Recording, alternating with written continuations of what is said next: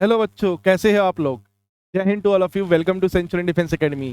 जैसा कि आप लोगों को पता है कि सेंचुरियन डिफेंस एकेडमी से एक रेगुलर क्लास ऑर्गेनाइज की जा रही है, जिसमें हम लोग बच्चों के लिए क्या लेके आते हैं, फिजिक्स, केमिस्ट्री और बायोलॉजी के नंबर ऑफ वीडियो, जिसमें हम लोग आप लोगों को गाइड करते हैं कि कैसे आप लोगों को तैयारी करनी है, चैप्टर में क्या क्या पढ़ना है और क्या क्या नहीं पढ़ना है। और उसी सीरीज के दौरान मैं विवेक मिश्रा फिजिक्स में आप लोगों के लिए एक नया चैप्टर लेके आया हूं, जिसका नाम है रोटेशनल मोशन। अब कहेंगे, कई लोग कहेंगे सर रोटेशनल मोशन ये तो हमने छोड़ दिया, ये तो हम पढ़ ही नहीं रहे हैं, है ना। मुझे पता है, क्योंकि रोटेशनल मोशन अधिकतर बच्चों को बहुत ज्यादा कॉम्प्लिकेटेड लगता है। तो भैया कॉम्प्लिकेटेड नहीं है, बहुत ईजी और बहुत ही सस्ता चैप्टर है। बस थोड़ी सी चीजें हमें ध्यान में देनी है, थोड़े से कॉन्सेप्ट को समझना है, और मजेदार तरीके से ये चैप्टर हम लोगों का हो जाता है। और क्यों इंपॉर्टेंट है? सबसे पहली बात तो ये इंपॉर्टेंट इसलिए क्योंकि इसको मेजॉरिटी बच्चा छोड़ता है, और इसमें से मेजॉरिटी क्वेश्चंस आपके एग्जाम में नीट में पूछे जाते हैं। कम से कम 12 से 16 नंबर के क्वेश्चंस इसमें से बन जाते हैं। 2 से 4 क्वेश्चंस इसमें से परमानेंट आते ही आते हैं, और डायरेक्ट क्वेश्चन पूछे जाते हैं। सबसे पहले आज की क्लास में हम लोग रोटेशनल मोशन से बात करेंगे about movement of inertia, which is very important topic from this chapter. इस चैप्टर का बेस है भैया मूवमेंट ऑफ इनर्शिया। अगर बच्चों मूवमेंट ऑफ इनर्शिया की हम बात करते हैं, तो मूवमेंट ऑफ इनर्शिया सिंपल से शब्दों में मैं बताऊं, सिंपल शब्दों में बताऊं, मान लो मेरे पास बच्चों कोई ऑब्जेक्ट है जिसका मास m है, और ये किसी एक्सिस के चारों तरफ घूम रहा है, किसी और रॉड के चारों तरफ घूम रहा है। तो भैया इसका मास m है, यहां से यहां तक की दूरी इसकी r है, डिस्टेंस r है। ये इसके चारों तरफ बेटा एक एंगुलर वेलोसिटी ओमेगा से घूम रहा है। तो मूवमेंट ऑफ इनर्शिया कितना? मूवमेंट ऑफ इनर्शिया होता है mr²। सिंपल सा बेटा, movement of inertia mr²। Done? ठीक है, इतनी बात समझ में आई।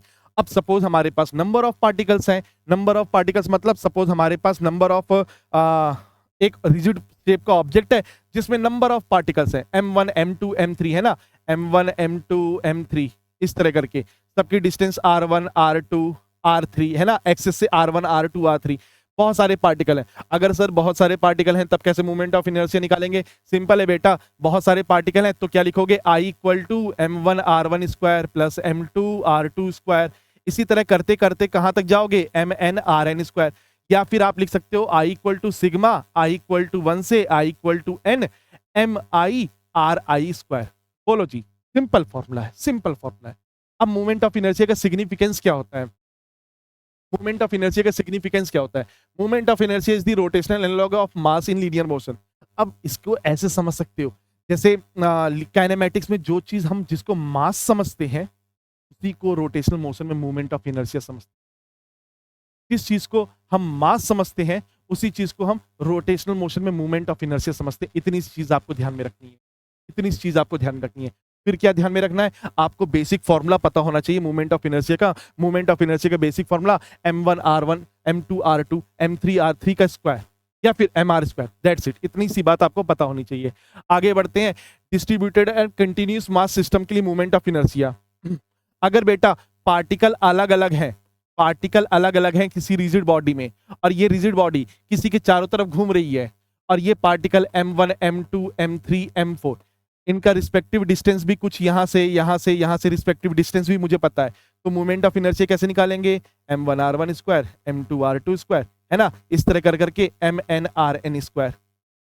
पर अगर हमारे पास जो ऑब्जेक्ट है वो कंटिन्यूअस है, उसमें मास में गिन ही नहीं पा रहा हूं, कोई दिक्कत नहीं है। उस केस में मूवमेंट ऑफ इनर्शिया निकालने के लिए बेटा हम लिखेंगे D I equal to, just a second, D I equal to distance का स्क्वायर हो रहा है आर, तो M R square, M R square ये हम इंटीग्रेट कर देंगे, एम आर स्क्वायर, बस। और कुछ नहीं करना है। अगर कंटिन्यूअस ऑब्जेक्ट है तो भैया इंटीग्रेट करो, कंटिन्यूअस नहीं है तो सीधे फॉर्मूला लगा दो, सीधे फॉर्मूला लगा दो। जैसे बेटा मैं आपको एक क्वेश्चन देता हूं, जैसे मैं एक क्वेश्चन देता हूं कि सपोज हमारे पास कोई ऑब्जेक्ट है, हमारे पास कोई ऑब्जेक्ट है, और वो सर्टेन डिस्टेंस किसी रॉड के चारों तरफ, किसी रॉड के चारों तरफ रिवॉल्व कर रहा है। इसके चारों तरफ ये रिवॉल्व कर रहा है, समझ पा रहे हो आप लोग? ये इसके चारों तरफ रिवॉल्व कर रहा है। मैंने इसका मास कितना दे दिया? सपोज मास दे दिया 2 kg। ये जो डिस्टेंस थी, ये जो डिस्टेंस है, ये डिस्टेंस मैंने दे दिया आपको सपोज 3 मीटर। ना मैं आपसे पूछ रहा हूँ what is the movement of inertia. क्या कहोगे? क्या कहोगे? क्या फॉर्मूला पढ़ा? हमने फॉर्मूला पढ़ा है, आई का फॉर्मूला क्या होता है? M R square sir. तो मास कितना? 2, आर कितना? 3 का स्क्वायर, तो ये कितना हो जाएगा? 18। आई आ गया 18। यूनिट क्या हो जाएगी, मास की यूनिट केजी और मीटर स्क्वायर, डिस्टेंस की यूनिट मीटर स्क्वायर। ये हमारे पास फॉर्मूला आ गया। अब सपोज मैंने आपको क्वेश्चन दे दिया, सपोज इसी तरह मैंने आपको क्वेश्चन दे दिया, एक और क्वेश्चन ले लेते हैं। एक ऑब्जेक्ट यहाँ पे, एक ऑब्जेक्ट यहाँ पे, और ये सारे के सारे जितने हैं ये भाई साहब यहाँ पे रोटेट कर रहे हैं, ये यहाँ पे रोटेट कर रहे हैं। यहाँ से यहाँ तक की डिस्टेंस मैंने आपको 2 मीटर दे दी, यहाँ से यहाँ तक की डिस्टेंस मैंने आपको 3 मीटर दे दी। इसका मास 1 kg, इसका मास 2 kg। बताओ जी मोमेंट ऑफ इनर्शिया कितना होगा, बोलो मोमेंट ऑफ इनर्शिया कितना होगा। सिंपल है, अभी हमने क्या फॉर्मूला पढ़ा, I equal to M R square. तो बेटा इसका मोमेंट ऑफ इनर्शिया, इसका मोमेंट ऑफ इनर्शिया हमें ऐड करना है। मान लो ये पूरा सिस्टम ऐसे रोटेट कर रहा है, इस एक्सिस के चारों तरफ रोटेट कर रहा है, तो मोमेंट ऑफ इनर्शिया कैसे निकालेंगे।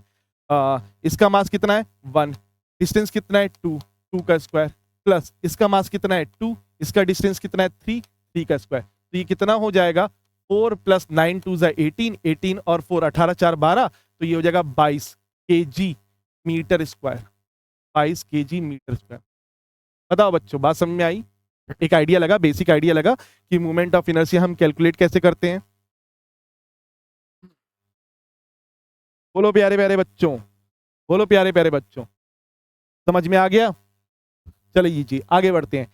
Theorem of moment of inertia, दो तरह के थ्योरम होते हैं जो हमें इस चैप्टर में पढ़ने हैं और बहुत ज्यादा इंपॉर्टेंट है, बहुत ज्यादा इंपॉर्टेंट है। कुछ तो ये थ्योरम पढ़ते नहीं है, छोड़ देते हैं बच्चे, कहते हैं समझ में नहीं आया।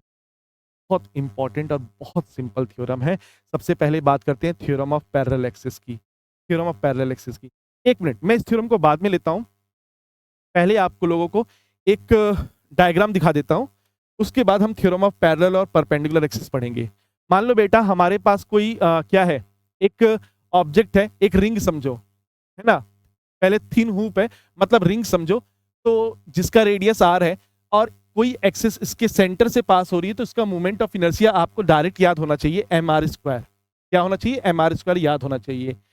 इसी तरह अगर कोई आपके पास रिंग है जिसकी कुछ विड्थ है, विड्थ है, तो उस केस में moment of inertia half mr square plus 1/12 mw square हो जाता है। w is the width.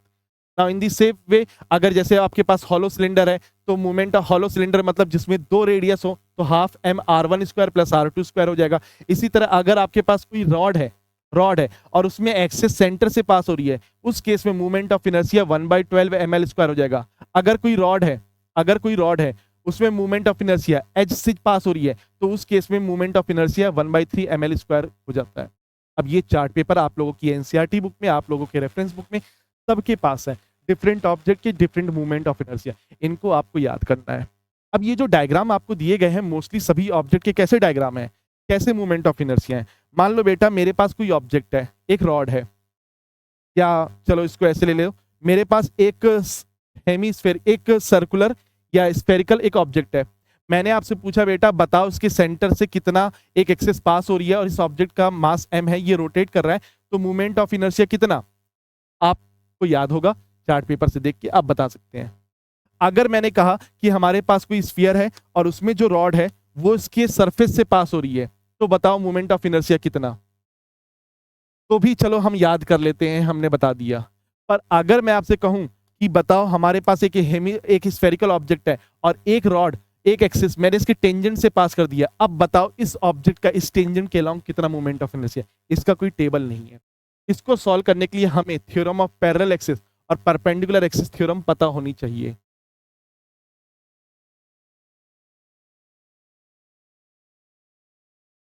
Theorem of parallel और परपेंडिकुलर एक्सिस थ्योरम पता होनी चाहिए। अब पैरेलल एक्सिस थ्योरम क्या होती है, देखो मान लो यहाँ डायग्राम तो हमारे पास है ही, डायग्राम में समझो थ्योरम ऑफ पैरेलल एक्सिस क्या होती है।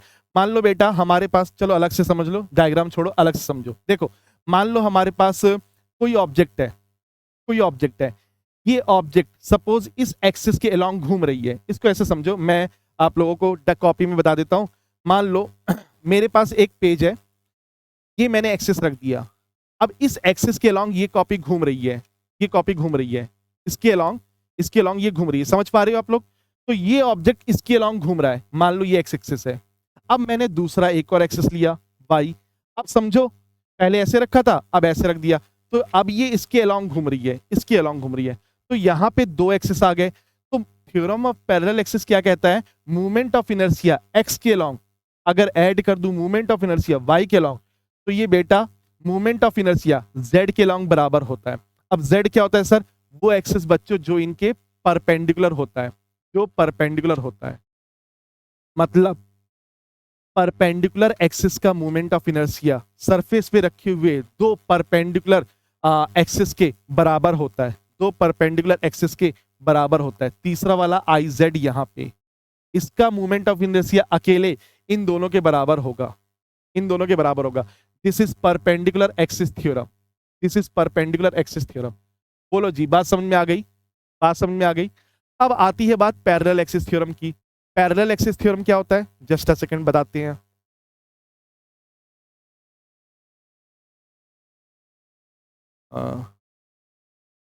जस्ट अ सेकंड बेटा, पैरेलल एक्सिस आपको बताते हैं। कोई स्लाइड हमारे पास, हाँ चलो इस स्लाइड में बता देते हैं पैरेलल एक्सिस। पैरेलल एक्सिस की इस स्लाइड में मैं बता दे रहा हूं आपको पैरेलल एक्सिस थ्योरम क्या होती है। Parallel axis theorem, parallel axis theorem के लिए हम क्या करते हैं, मान लो हमारे पास कोई भी रिजिड एक सरफेस की एक बॉडी है, एक ऑब्जेक्ट है रिजिड सरफेस की। हमने क्या किया, हमने इसके अलोंग एक एक्सिस ले लिया। मेरा क्वेश्चन ये है कि ये ऑब्जेक्ट अगर इसके चारों तरफ घूम रहा है तो इसका मोमेंट ऑफ इनर्शिया इस एक्सिस के अलोंग कितना होगा, ये है मेरा क्वेश्चन। तो कुछ नहीं करना है आपको, सबसे पहले इस ऑब्जेक्ट का मास मान लेते हैं हम m, हमको दिया गया है। ये ऑब्जेक्ट का सेंटर ऑफ मास कहीं होगा, वहां पे पूरा मास कंसंट्रेट होगा, हाँ जी होगा। इस सेंटर ऑफ मास से यहां तक की दूरी को मैंने मान लो d कह दिया, d कह दिया। तो इस एक्सिस का नाम क्या ले लें, बोलो a डैश ले लें। तो इसका मूवमेंट ऑफ इनर्शिया किसके बराबर होता है बेटा, इसका मूवमेंट ऑफ इनर्शिया बराबर होगा जितना मास इस ऑब्जेक्ट का है और उसके सेंटर ऑफ मास से जो यहां तक की दूरी है उसका md स्क्वायर कर दो, प्लस एक खुद से एक्सिस मान लो जो इसके सेंटर से पास हो रही है। इसका मूवमेंट ऑफ इनर्शिया हमें पता होगा, चाहे वो स्फीयर है चाहे वो रॉड है। रॉड है सेंटर जा रहा है तो ml स्क्वायर बाई 12, साइड्स जा रहा है तो ml स्क्वायर बाई 3। मतलब समझने के लिए हम एक रिजिड बनाते हैं पर प्रैक्टिकली हमारे पास एक परफेक्ट ज्योमेट्रिकल शेप आएगा। तो वो एक्सिस जो इसके सेंटर से पास हो रही है उसका मूवमेंट ऑफ इनर्शिया आई, इसका कुछ नाम ले लो बी बी डैश, आई बी बी डैश। अब देखो आई बी बी डैश ये मुझे यहाँ पे नोन होगा, नोन होगा, ये मुझे पता है। अगर ये सारी चीजें पता है तो बताओ ये कैलकुलेट कर लेंगे, ये कैलकुलेट कर लेंगे, हो गया टॉपिक। एक क्वेश्चन देता हूं ताकि क्लियरिटी हो जाए, एक क्वेश्चन देता हूं ताकि क्लियरिटी हो जाए। जस्ट अ सेकेंड, एक क्वेश्चन देता हूं ताकि क्लियरिटी हो जाए। मान लो आपके पास एक रॉड है, मेरा क्वेश्चन ये है कि बताओ इस रॉड में, इस रॉड की लेंथ ले लेते हैं सपोज 10 मीटर, 10 मीटर लेंथ ले ली, और इसका मास जो है, इसका मास मैं कह रहा हूं 2 kg है। मैंने बोला बताओ बेटा, और इसका सेंटर यहां पे कहीं है, बताओ इस एक्सिस के अलोंग इसका, इस रॉड का क्या होगा मूवमेंट ऑफ इनर्शिया। फिर से क्वेश्चन, एक रॉड है जिसका मास 2 kg, लेंथ है 10 मीटर, 10 मीटर, और एक एक्सिस जो इसके ऑब्जेक्ट के पैरेलल पास हो रही है, इसका मूवमेंट ऑफ इनर्शिया कितना होगा। अगर ये डिस्टेंस जो मैं है वो मैं कह रहा हूं 3 मीटर, 3 मीटर, तो बताओ कितना होगा मोमेंट ऑफ इनर्शिया इस एक्सिस के लॉ। तो सबसे पहले मैं इसको नेमिंग कर लेता हूँ ए डैश। मुझसे बेटा आई ए डैश पूछा जा रहा है, तो मैं फॉर्मूला क्या लिख बताया अभी मैंने, M D square plus I C O M, centre of mass से पास होती हुई एक्सिस। तो मास कितना है 2 kg, यहां से यहां तक की डिस्टेंस कितनी है 3, तो 3 का square plus I C M, ये एक्सिस मुझे खुद से लेनी है। तो इसके सेंटर से अगर कोई एक्सिस पास होगी तो उसका मूवमेंट ऑफ इनर्शिया कितना होगा, अभी हमने पढ़ा है M L square by 12, L square मतलब 10 का स्क्वायर बाई 12, तो ये कितना हो गया 9 2 18, और मास कितना है, मास है 2, तो 200 बाई 12। तो ये और सॉल्व करेंगे कितना हो जाएगा 18 प्लस 2 10 टाइम्स 0, और ये 6 टाइम्स, इसको और सिंप्लीफाई कर देते हैं 50 बाई 3, तो ये हो गया 50 बाई 3, 50 बाई 3। एलसीएम ले लेंगे कितना हो जाएगा 3, 54 प्लस 50, ये कितना हो गया 104, और अपॉन 3, ये हमारे पास आ गया आई ए डैश का मूवमेंट ऑफ इनर्शिया। समझ में आया? समझ में आया? सिंपल है। इसी तरह ये एक्सेस कहीं पे भी हो, मैं इसको सॉल्व कर सकता हूँ। ये एक्सेस कहीं पे भी हो, मैं इस क्वेश्चन को सॉल्व कर सकता हूँ। समझ में आया कि नहीं आया? क्लियर है?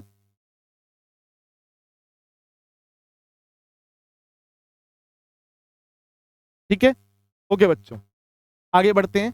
इसके बाद हम लोग बात करते हैं, जैसे हम लोग लीनियर मोशन में कुछ टॉपिक पढ़ते हैं, जैसे लीनियर मोशन में हम लोग मास को m से डिनोट करते हैं, तो रोटेशनल में मूवमेंट ऑफ इनर्शिया से, लीनियर में हम लोग वेलोसिटी बोलते हैं, तो यहाँ पे हम एंगुलर वेलोसिटी बोलते हैं।